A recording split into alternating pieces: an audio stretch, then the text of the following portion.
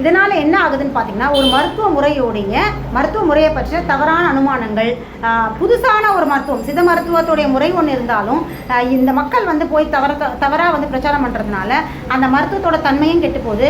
இவங்க வந்து தவறான ஒரு புதுசான ஒரு விஷயத்தை சித்த மருத்துவத்துக்கு இன்ட்ரடியூஸ் பண்ணிடுறாங்க. இது காலப்போக்கில் என்ன ஆகுதுன்னு பார்த்தீங்கன்னா, உணவு சார்ந்த குழப்பங்களை வந்து மக்கள் மத்தியில் ஏற்படுத்துது. கொஞ்சோண்டு ஒரு சின்ன ஒரு ஸ்பூன் பால் வந்து அந்த மருந்தை கலக்கி கொடுத்துருப்பாரு. ஆனால் அது கடத்தப்பட்ட விஷயம் எப்படியா இருக்குன்னா, பால் உடம்புக்கு நல்லது, அதில் மருத்துவ குணம் இருக்குது அப்படிங்கிற மாதிரி கடத்தப்படுது. தேன் வந்து அந்த தேன் குழப்பி கொடுக்கறதுன்றது மருந்துக்காக கொடுத்துருப்பாரு. ஆனால் இன்னைக்கு வரைக்கும் தேன் சாப்பிட்டா அந்த நோய் சரியாக, இந்த நோய் எது சாப்பிட்டாலும் நோய் சரியாகாது. சாப்பிட்டு நோய் சரியாகும் அப்படின்னா உலகத்தில் மருத்துவங்கள் தேவையே இல்லையே. என்றைக்கோ எல்லாருமே உலகத்தில் இருக்கிற மொத்த பாப்புலேஷனுமே இந்தந்த பிரச்சனைகளுக்கு, இந்தந்த தொந்தரவுகளுக்கு இந்தந்த உணவு சாப்பிட்டு சரிப்படுத்திட்டு ஆரோக்கியமாக இருந்திருப்போமே. இந்த புரிதல் வந்து மக்களுக்கு இன்னமும் வரலை. இன்றைக்கும் வந்து என்ன நினைக்கிறாங்கன்னா, எதை சாப்பிட்டா இந்த நோய் தொந்தரவு சரியாகும் இப்படின்ற இடத்துலையே தான் சுற்றி வந்துக்கிட்டு இருக்காங்க. ஏன்னா பிற்காலத்தில் இந்த சித்த மருத்துவம், ஆயுர்வேத மருத்துவங்களை வந்து மக்கள் வந்து தவறாக கடத்தி கொண்டு போனது தான். சில வைத்தியர்களும் இதை தவறாக வந்து மக்கள்கிட்ட கொண்டு போய் சேர்த்ததுனால தான். ஆனால் ஒன்று நல்லா தெரிஞ்சுக்கோங்க, எந்த ஒரு சித்த மருத்துவ குறிப்பிலையும் உணவு சார்ந்த இந்த உணவு சாப்பிட்டா இந்த நோய் சரியாகுன்ற குறிப்பு கிடையவே கிடையாது. மருந்து பற்றி கூட சில குறிப்புகள் இருக்குது. சில மருந்துகள் வந்து சில தொந்தரவுகள் சரியாகுன்ற மாதிரியான, ஆனால் அதுவும் கூட நாடி பார்த்து அந்த உடலுக்கு அது சரியாக இருக்குமா அப்படிங்கிற நடை நாடி, எடை நாடி, திசை நாடி பார்த்து தான் அதை கொடுக்கணும். அந்த பொதுவான மருந்து எல்லா உடலுக்கும் ஒரே மாதிரி தொந்தரவு 2 பேர் 3 பேருக்கு இருந்தாலுமே கூட பொதுவான மருந்து அந்த 3 பேருக்கும் கொடுக்க முடியாது. இப்போ தோல் சம்மந்தப்பட்ட பிரச்சனைகளே இருந்தாலும் கூட அந்த சித்த மருத்துவர் வந்து ஒரு 3-4 பேருக்கு வந்து இதே மாதிரி தோல் சம்மந்தப்பட்ட பிரச்சனை இருக்குது அப்படின்னா எல்லாருக்கும் ஒரே மாதிரி மருந்தை கொடுக்க மாட்டார்.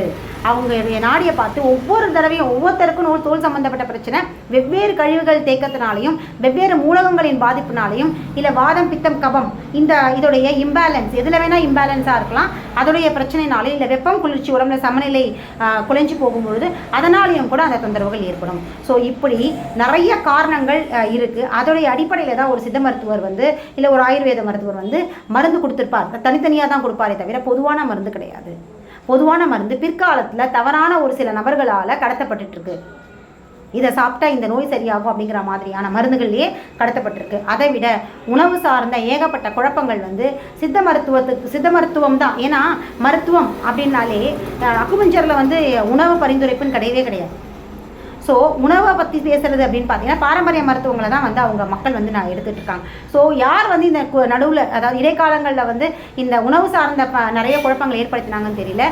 சுரக்காய் சாப்பிட்டா இதை சரியாகும், உடம்புல நீர் வற்றணும்னா தொடர்ந்து சுரக்காய் ஜூஸ் குடிச்சிட்டே வந்தால் மெலிந்து, அதாவது உடம்பு வந்து இறங்கி போவாங்க, ரொம்ப குண்டாக இருக்கும் கூட மெலிஞ்சு போவாங்க.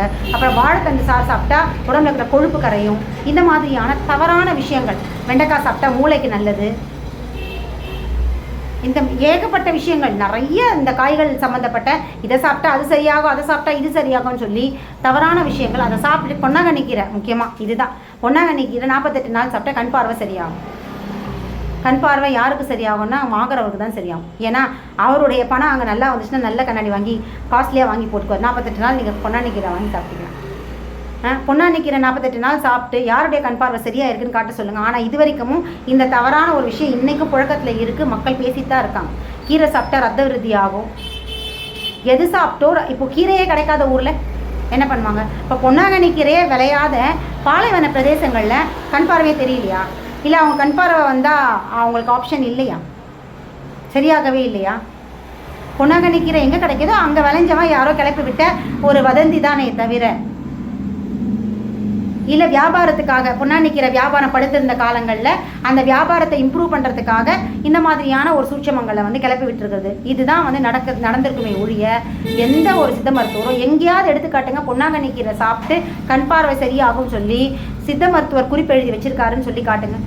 கேலண்டர் அட்டையிலையும் டைரிங்கள்லையும் இல்லை ஏதாவது ஒரு யாராவது ஒரு மூலயமா வந்து ஒரு பேப்பர்களில் இந்த மாதிரி கடத்தப்படுறது அந்த உணவு சார்ந்த பரிந்துரை. இது 1-2 இல்லைங்க, ஏகப்பட்ட குளறுபடிகள் இந்த மாதிரி கடத்தப்பட்டுருக்கு. இன்னொரு விஷயம் சொல்லலாம். என்ன சொல்லணும் அப்படின்னு பார்த்தீங்கன்னா, இப்போ பழம் சாப்பிட்டா, அதாவது பழம் சாப்பிட்டு தண்ணி குடிக்கலாமா? குடிக்கக்கூடாது. அலோபதியோடைய மெத்தட் என்னென்னா, பழம் சாப்பிட்டோன்னே தண்ணி குடித்தா, பழத்தில் வந்து பழம் அப்படின்னாலே நீர்த்தன்மை இருக்கிற ஒரு உணவுப் பொருளாம்.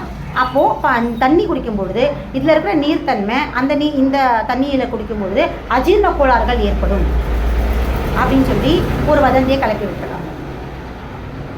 பழம் சாப்பிட்டு தண்ணி குடிக்கக்கூடாது, பழம் சாப்பிட்றதுக்கு முன்னாடி தண்ணி குடிக்கக்கூடாது, சாப்பிட்டு பழம் சாப்பிடக்கூடாது. எத்தனை விதமான தவறான ஒரு விஷயங்களை வந்து இந்த அலோபதி மருத்துவ முறை வந்ததுக்கப்புறம் தான் இது கலப்பி விட்டுருக்காங்க. உண்மையிலேயே பழம் சாப்பிட்டதுக்கப்புறம் தண்ணி குடிக்கலாமா குடிக்கக்கூடாதா பார்ப்போம்.